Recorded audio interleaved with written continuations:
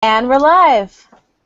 Hey Yay! guys, welcome. Hey, yay. Welcome to our post-show Queen's Landing. It's a Game of Thrones post-show. And I'm Melissa, my co-host is Gabby, and our lovely guest this week is Allie from the Young Folks. We're going to talk Hi. about Game of Thrones episode 5, The Door. So let's delve right into it, guys. What did you think? I feel like I just got spoiled on a lot of book things, perhaps. Oh, yeah. So That's going to happen this season. it That's is, going to happen. but there's a lot of things that went down today that hasn't even been touched upon in the books. To the point where I'm really concerned that I'm gonna About have the to book. just skim a lot of chapters Oh. upcoming, unless they totally went off script. But a lot of things they did in this episode would make sense, and what they would do in the books. And I know I'm supposed to separate the two, but when I'm no longer caught up and I'm now joining you guys in the what the hell is going to happen each week, it's a little bit more stressful because I'm just I don't know how I feel about being spoiled about something I'm going to read. So I don't know. Interesting. Now you know how we feel every Like, every week that we watch this episode. I guess I don't like it. Welcome to our life of the non-book readers. Yes. Well, it's kind of refreshing not to have the book readers be like, well, every episode, they're just kind of teasing you information or slightly spoiling you, but they do it in a way that doesn't really tell you, but kind of mind fucks you. So I'm Yeah. I'm just No, kind they'll be like, oh, I can't wait till you see what happens. Teasing something big's gonna happen, so you were always anticipating it. I know this because I did it, but the red wedding. I think was the worst. Like people were just talking about it. I'm like, what is this red wedding? And then it happened, and I was just like, I know. I used to tell people that to wait because I threw my book against the wall when I read it. Fitting, but yeah. So yeah, I understand now, I guess. What yeah. you were thinking. Yeah. But yeah, there's a lot of kind of crazy stuff that happened in this episode, and Yeah, I really liked it because we got to see again a little bit of everything, sort of minus King's Landing, and it's kind of definitely moving the story forward. So we first got to start out with Sansa at the wall getting a message from creepy Littlefinger. What's going on there? I hope that she doesn't trust him in the long run. I mean, I feel like she always has to have her defenses up around him since he is someone who's very dangerous and very powerful, and you never know what he's going to do next. yeah, that's true. And I mean, I think she did a good job standing her ground, and kind of really making him face what he did, even though I think he doesn't really care that what happened to her. He just was kind of pretending to show sympathy to get whatever he needed to get done. But I agree.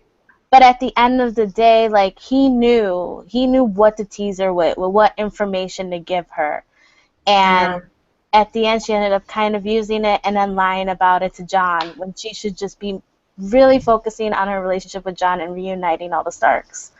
I know. I was upset that she lied to him. I was like, why did you do that?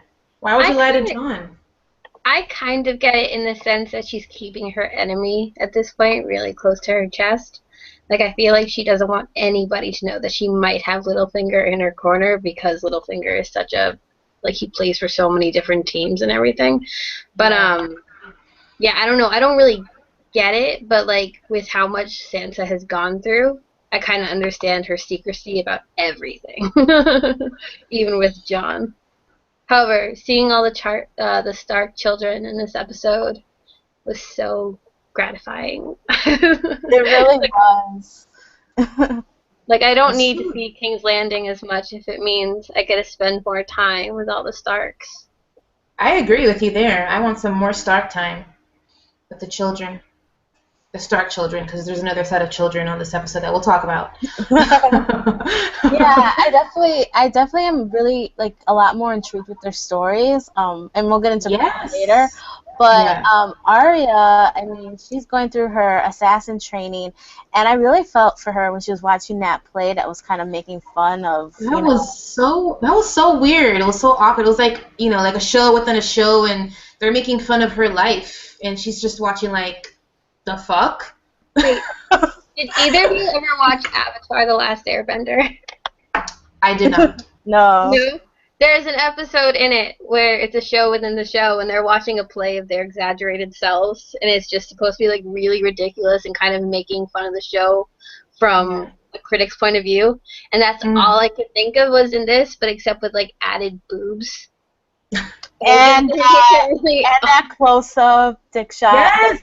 That expression. I applauded because I was like, finally, there's a close-up of a penis on this show. Yeah, but like it was a long time coming. Back up. Okay, they weren't sexualizing that. They were just they were showing off a wart. It was still a penis that I am happy they showed. Okay, point blank.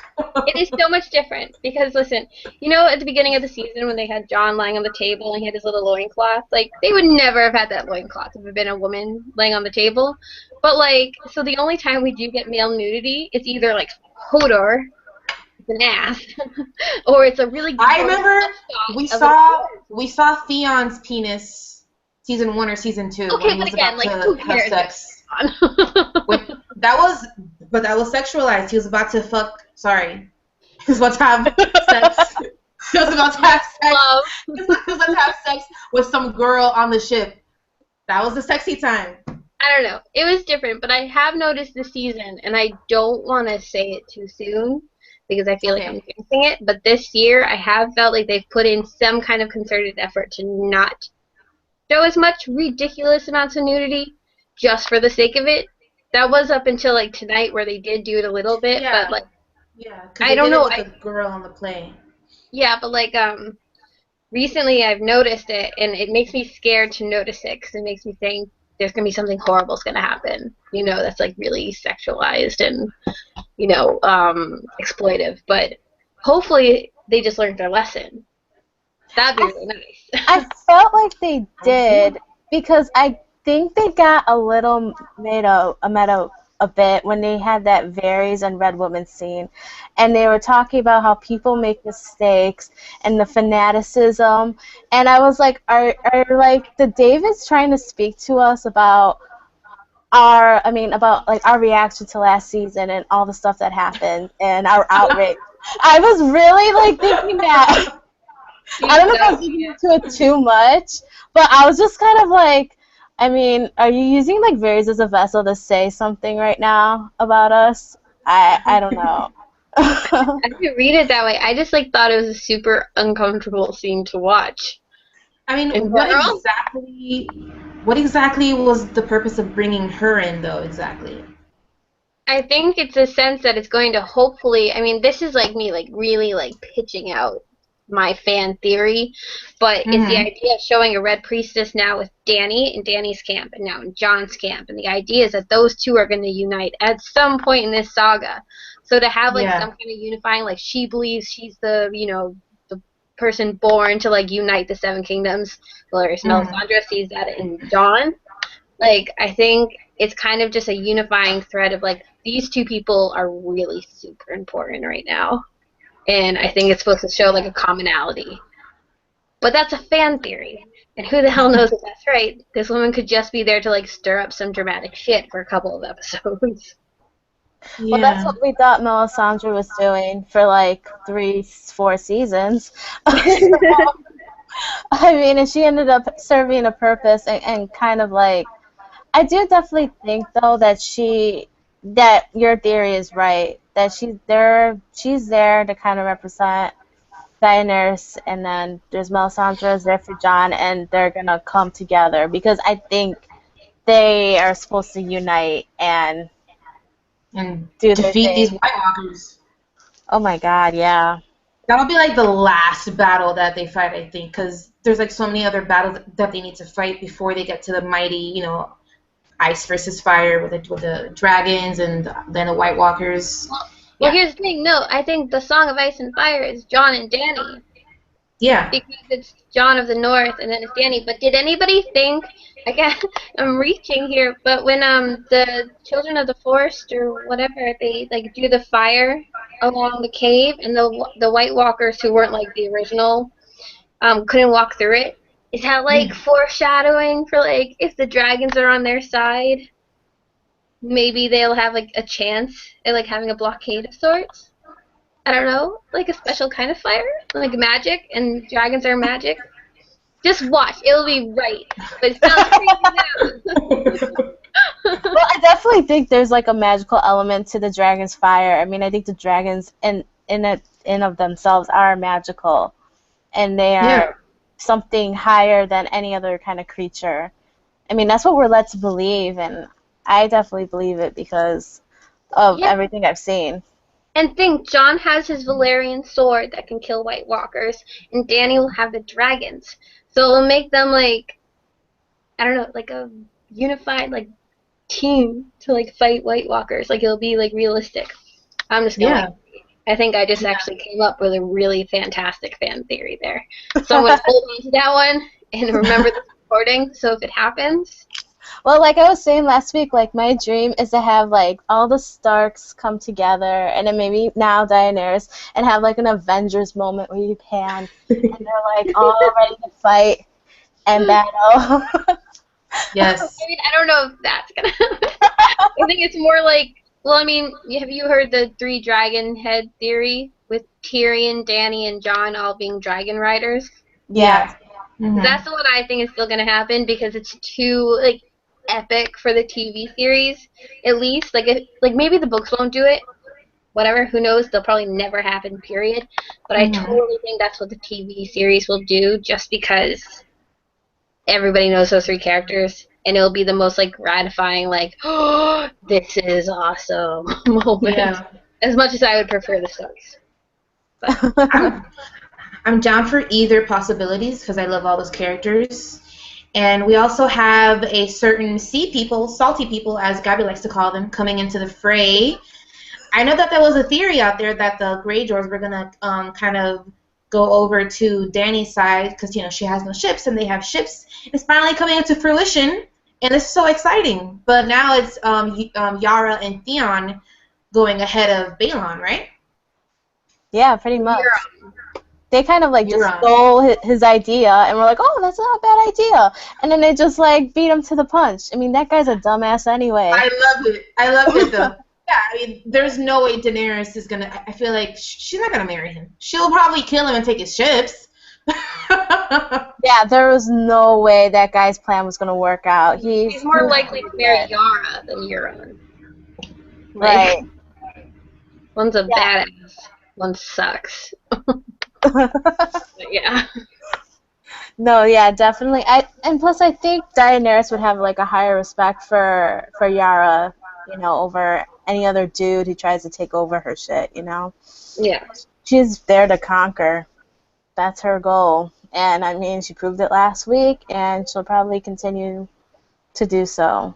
So I think, I don't know. I'm excited actually to see what happens when they get there. But I know. Are they gonna team up? Which will probably happen next episode with the pace that this world lives at, where they can travel like halfway across it in an episode. But it's fine. I don't try to think about the logic. Yeah, I think we mentioned before, like how I was asking, like, how big is Westeros, and no one knows. Apparently, you were like, how far is Westeros? We were like, well, there's a narrow sea separating it. And I'm like, well, it's narrow, so it shouldn't be that bad. But yeah, like, I mean, I guess though I like the fast pace. I think it's a really like kind of breath of fresh air compared to previous seasons. I think we were always kind of used to this slow build. Then you get to episode 9 where all the shit goes down, and then 10 kind of like, you know, sets you up for the next part. So I think this is I kind of like how they're breaking the formula and doing something different. Because, I mean, I sit down every week and I'm like, holy shit, what did I just watch? I know. I actually had like a hand over my mouth type of moment at the end where I was just like, oh, what's happening? That was like literally my dad and I, like, the entire time we were both like, I kept saying, oh my god, over and over again. With the whole, like, White Walkers destroying everything. Yeah. No, it was the... Okay, so, like, the show, because I've known what's happened, it's had to be like a really powerful moment to like in the past to like really like evoke any kind of emotion out of me. So like Ned's death, I feel like was the last moment where I was like genuinely moved. And but the ending of this one with Hodor's story is the first time since where I've been like genuinely upset. Yeah. Like I was just like not in a way that like when Sansa was raped, I was upset and just, angry. I mean, like, moved. Like, I was so bothered by what I had just seen, and, like, oh my god, I thought it was so well done. That was so heartbreaking. He was so brave. He risked his life so that they could escape. And I'm going to miss him. But I also wonder who's going to carry Bran around now.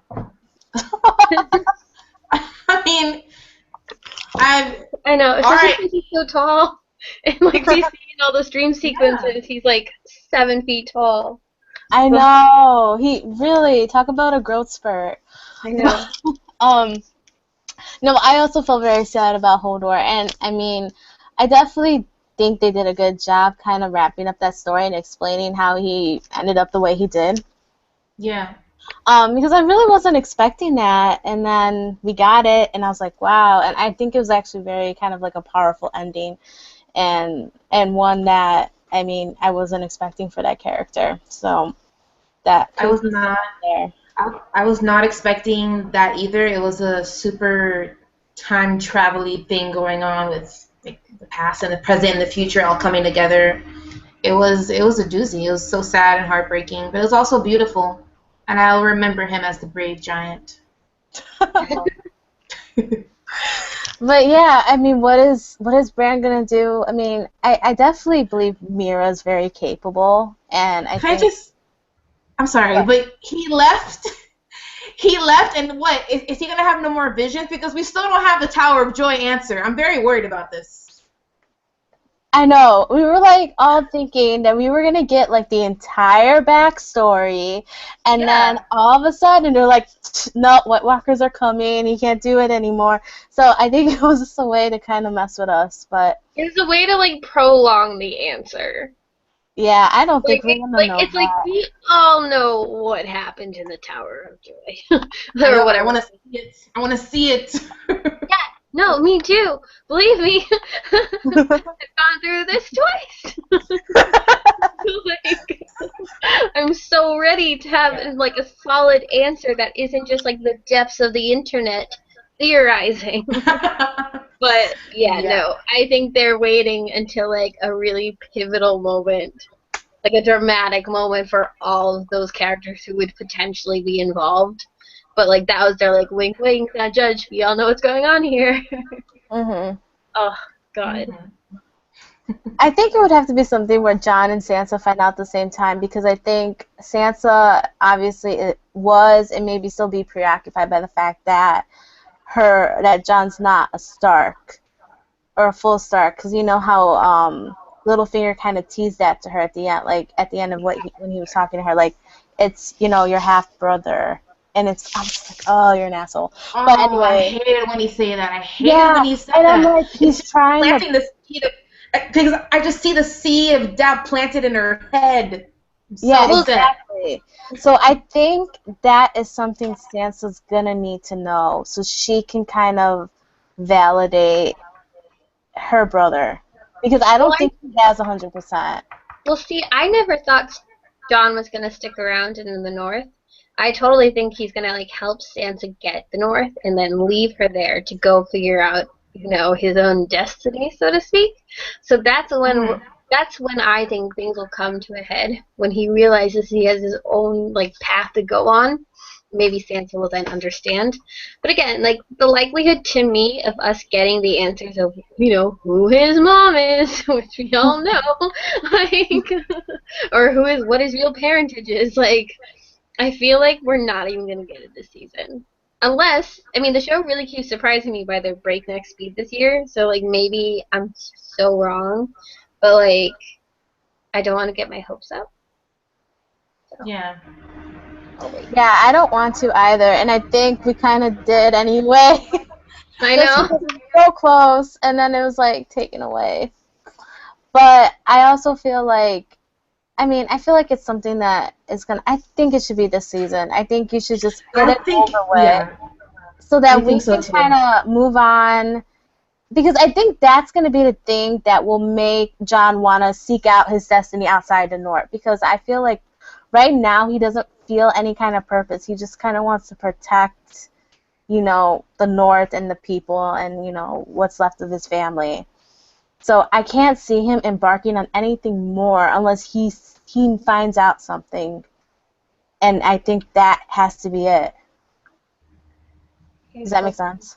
Yeah, no, I really hope that's true, too. I just don't know if I trust the showrunners enough yet. I think one other thing that they touched on was Arya and her assassin skills. And do you really think she's going to end up going through with that? Like, do you think she's going to give up? She needs to, or she's going to get kicked out. She needs to kill someone. I think whoever that person. Yeah. Because I think she has a path in the show, in the series, where she's going to be killing somebody really important as an assassin. Mm-hmm. So she's always been like the feral Stark, and her wolf's the feral wolf. So like I feel like this is her test, and then she will succeed in it, and then after that, it won't be the Arya we know. So, yeah, that makes me sad. Yeah. So. Yeah. But okay, speaking of, you mentioned wolves. So is Jon the only one with a wolf left now? Yeah. No, Arya.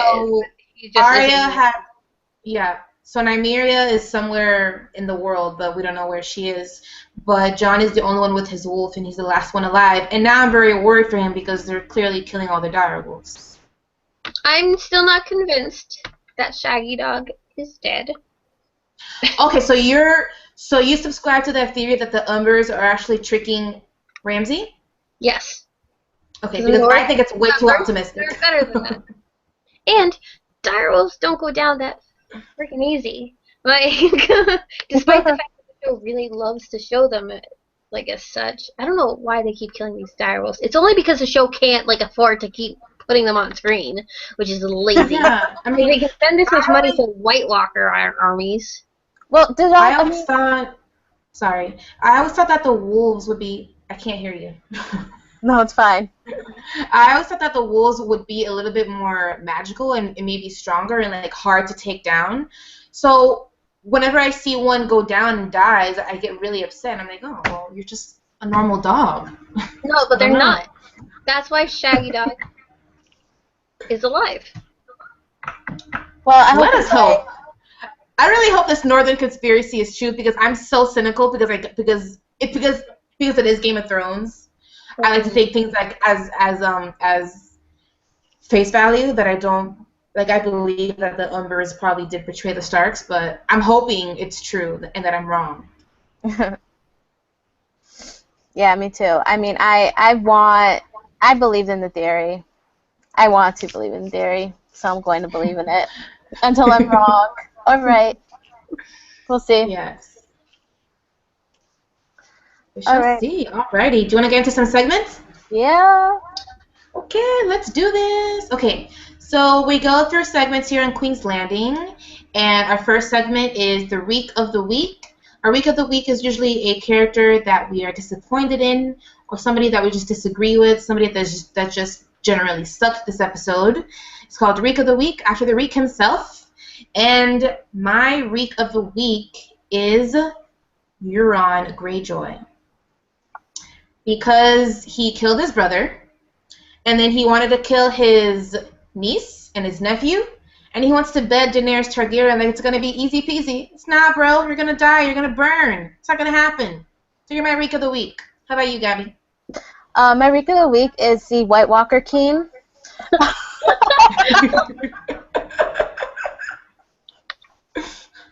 I'm serious. The Night's King. Yeah, whatever he's called. I'm sorry. All right, tell us why. Because he annoys the hell out of me, and I'm upset that he raided the tree and the children, and but I really hope that they can somehow convince him. I'm sorry. I just think it's so ridiculous, like, that I picked him, but No, it's your prerogative to pick your REEK. It's your prerogative. Just go I ahead. know. I'm sorry. I have the giggles for some reason. But no, yeah. I mean, I guess out of this episode, I would hope. I mean, he really annoyed me, obviously, and I kind of understood where he came from. Like, he didn't want to become who he is, but the children made him into that. So, yeah. Now I just kind of hope that they can kind of utilize the White Walkers in some way. I don't know. I mean, I doubt it, but that's just like a really like 1% chance hope I have. You want him to turn himself around? Yeah. Like, have a life moment? Yeah. Like, these are bad things I'm doing. I should change them. Alrighty. And how about you, Allie? On the flip side, my REEK of the week is Bran, because he made a really stupid choice. That's a better one. Like, I know. He was like, let me have a vision before we leave. I was like, really? You have to go. No, wait, no, he didn't choose that. The Raven did. The guy, Max von Sydow. He chose it. Did he? Yeah, no, that was totally him saying you need to become me. So he's trying to give like all of his like information, but just that's really right. Okay. Sorry, slowly. I was live tweeting. It's very tough to No, pay it's attention fine. But sometimes. like Bran's mind, Yeah. because of the first time where he just like lets a White Walker grab him like an idiot. So like I don't know, Bran it was almost like foolishly stupid the way they had him behave in this episode. It was like they were reminding us that he was like, how old is he supposed to be in the show now? Like what? I have no idea. I know he looks older, but like I think he's supposed to be like. I think he's still supposed to be like a kid, like 12 or something, maybe. Because I figured we aged everybody up because the show couldn't like go that slowly. Yeah. So I never know, but like I think it was a reminder that like, oh shit, he doesn't have everything together because he just made such a stupid mistake that put all their lives in jeopardy. Right. But like, did he know that would happen? You know, like he didn't. But that's the bad point. for him. He didn't know it was going to happen, but it was still a stupid mistake. He still wasn't supposed to do it. Like the Red Raven guys, the whole spiel was like, don't get too sucked into everything. You know, this takes time and practice. And then impulsively, he was like, nah, I'm going to do it. So yeah. I blame him. But that's why he's only weaker than me. He has time to change. True. Alrighty, so we'll go on to our next segment, and this is our Lady or Lord Commander of this episode. In this segment, we just pretty much let you know who is our favorite picks, who we felt owned this episode, who had the best scene, who pretty much is the MVP. Alrighty, so my Lord Commander of this episode is the great giant himself, Hodor. His last act in life, he was completely selfless and gave his life to Lord Stark and, I'm sorry, her name is Mira, yes. And yeah, I just really think it was a very beautiful ending for that character. It was very moving, it was very sad, and we finally got to know that big reveal as to why he only says one word. In a way, it's really tragic because I feel like Bran loves him, but in a way, Bran kind of ruined his life, sort of. So it's really tragic ending for him. And how about you, Gabby? Actually the same. I think it's kind of hard to argue anyone else to be the MVP besides Hodor. I think this was his moment, and I mean, yeah, I was just really touched by that part of the episode and the way his character ended and kind of how he became who he is, and it sort of went like full circle. So yeah, he definitely is the MVP. He held that door. So Hodor. And you, Allie? My Lady Commander, because apparently I picked poorly, was Sansa. I thought she was a badass this week. Like, in a really, like, steely, cold way against Littlefinger, where she just, like, would not let him use his, like, you know, eloquence in speaking against her. You know, like she didn't let him play with words or somehow get out of it in a way that's made him like painted him in a more innocent light. She said, if you didn't know, you were an idiot. If you didn't know, you're my enemy. And I loved it. Like, it was just, seeing her and Brienne standing up against him and knowing that he did essentially let her go and get brutalized for the sake of his bigger picture. Oh my god, it was so gratifying. It was the best. It would only been better if she let Brienne kill him. Like, I know, but I guess they were never going to do that anytime soon. I did love that scene with her and Littlefinger when she was letting him have it, and I also did love her scene where she was sitting down with Davos and Jon Snow and them and discussing the battle plans, because she really had a voice in that, and I was really, really impressed with her savviness in that scene. So I like your pick. Yeah, I agree. I like her. Yeah. Alrighty, and our next segment is our Swing the Sword segment. And in this segment, we usually pick somebody that we're going to swing our swords to, somebody we wish to die, we want to kill them, we had enough of them, basically. And we all have we all have names for our swords. And for my Swing the Sword segment, I'm going to swing my sword, whose name is Dawn. I'm going to swing my sword at the White Walkers, because obviously, if you saw the first episode of Queen's Landing, my sword is made of dragon glass or Valyrian steel. And I'm going to swing at the White Walkers because they messed up the whole Jedi mind trick training that Bran was having, that we were going to have more visions and stuff, and they killed Hodor, they killed Summer. I'm very upset. So I'm going to swing my sword at the Night's King and his minions. How about you, Gabby? That's a good one. Actually, ours are reversed, our REEK of the weeks and all that. What's his name? Balon Greyjoy, the Greyjoy uncle, the salty uncle, whatever. Yeah, him. My sword's name is Jeremiah, and I'm not gonna longer explain how I came up with that name. And I would swing it at him because I think he's just a despicable character. I just can't stand him. I think the shit that he was saying, it just like made me really annoyed, and I'm like, I know we just met him. I'm like, nah, he can go now. Done. Bye. So long. Yeah. We just met him, and how does he know about Daenerys? Is there like a book thing that we know how they know about each other? I mean, that he knows about her? I'll be honest in this point. I skimmed his chapters quite rapidly because he annoyed me so much. So he might, but I don't remember how. I don't think so, though. I don't think so. I think he was also more interesting in the books, if I'm being honest with you. Yeah. Okay. All right, cool. And who is your Swing the Sword, Allie? Can I change my sword name to fit this week? Mainly because I forget what my first one was exactly. I think your sword was Ginger Snap. I know, but I want to change. I just want to tweak it to fit like the Sansa thing. Can it be Ginger's Vengeance? Ginger's Vengeance. I like that. I like it.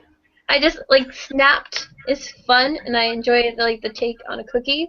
But yeah, no, I want it to be Ginger's Vengeance. And I was going to do Euron, but I kind of don't. We already picked him, and I feel like I should spread the love or spread the hate.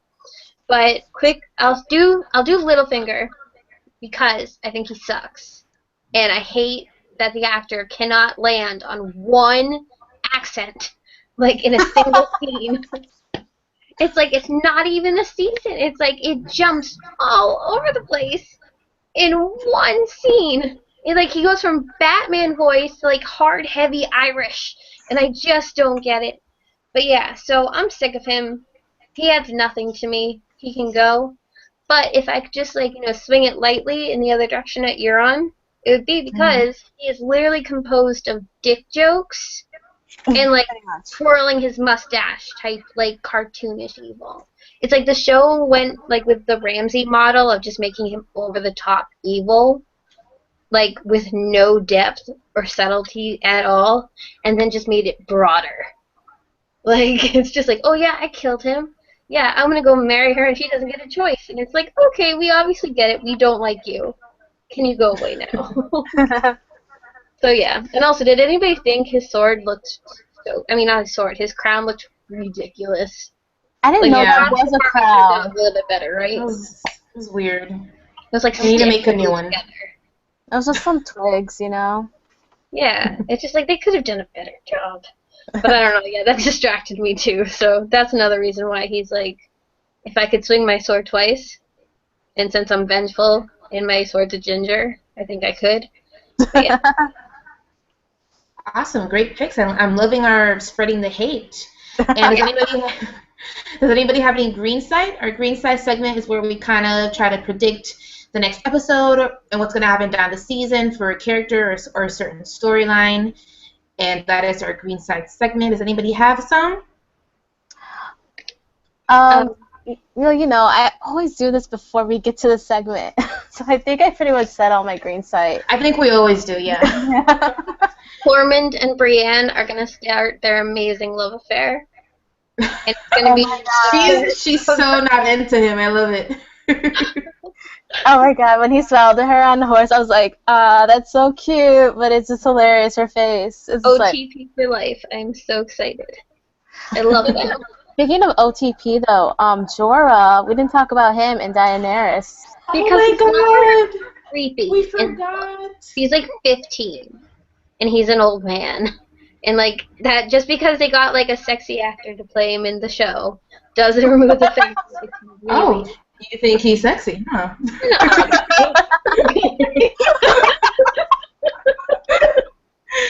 I didn't think.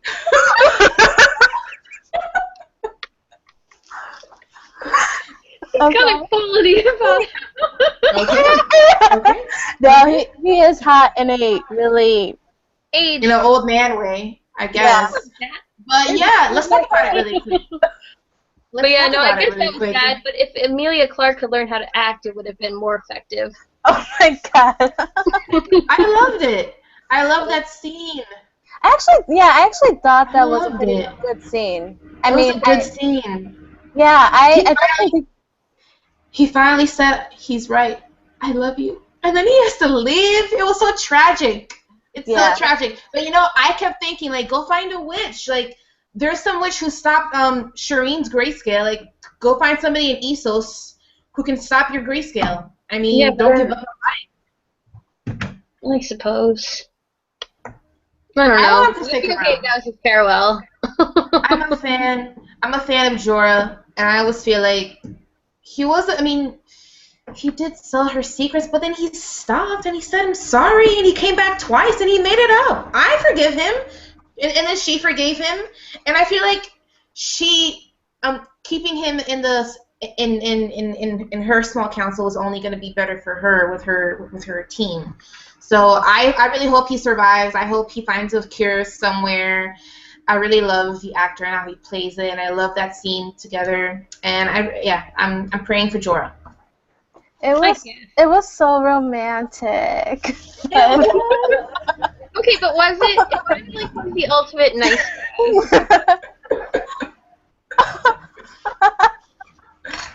hurt. Sorry. Jorah has my heart. I like him. He's a nice guy. Like, nice guy. No, like, I mean, he's nice very guys loyal. finish last type. Yeah, I mean, I definitely see that, but I don't know. I mean, I like that he's loyal and that he pretty much did everything for her, and I don't really see Daenerys like being with any other men in her life. I mean, she'll use them and stuff, but she'll never like need them. Yeah. Like last week where she literally burnt the patriarchy. It was amazing. Yeah. Yeah, men are useless to her. Yeah, pretty much. So I think she sees a little bit of a different kind of value in Jorah, and I felt that in that scene where she's like, I want you to live. Like, yeah. So, I don't know. I mean, I was really touched by it, and I have to say I've never really, like, thought twice. I'm not a big shipper of anyone on this show because I think, like, Jaime and Cersei kind of killed any kind of romance that could happen here. And, so I finally, like, I was like, oh, this is cute. And then, you know, Brienne and Tormund, that's just hilarious. So I'm having fun with all these little romantical conquests that's going on. It makes it more fun. Definitely. Yeah. Definitely, definitely. Alrighty, so if nobody has anybody else to say, nobody else, I can't speak sometimes. If nobody has any other little scenes they want to talk about or any green sight, it's a good time to close out the show. Yeah. Yeah, I think so. I mean, I don't have anything to add. I don't know. Yeah, I think I'm good. I can't think of anything else. No. So we'll see you guys here next week for Game of Thrones. Thank you so much for tuning in. Leave us your comments and your feedback, any tips or any theories you want us to know about. You can follow us on Twitter on TYFOfficial. Follow me on Gabby on Twitter, and also follow Allie on her Twitter. And what's your Twitter, Allie? At Allyson AJ. Awesome. Cool beans. Thanks, you guys. Thanks, you guys, again for joining us. See you next week. Bye-bye. Bye. See ya.